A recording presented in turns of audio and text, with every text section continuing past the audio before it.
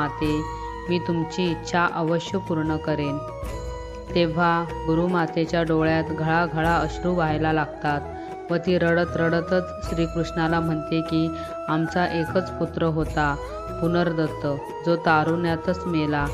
तू माझ्या पुत्राला परत आणून देऊ शकतोस का? मला माहिती आहे तू माझ्या मुलाला परत आणू देऊ शकत नाहीस, तर खोटं वचन कशाला देतोस कृष्णा? जा, मी तुला वचनातून मुक्त करते. तेव्हा श्रीकृष्ण गुरुमातेला म्हणतो की त्याचा मृत्यू कसा झाला होता. तेव्हा गुरुमाता म्हणते की त्याला समुद्राने खाऊन टाकले.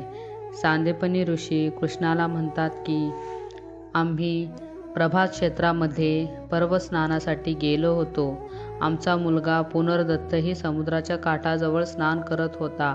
अचानक समुद्राची एक लाट त्याला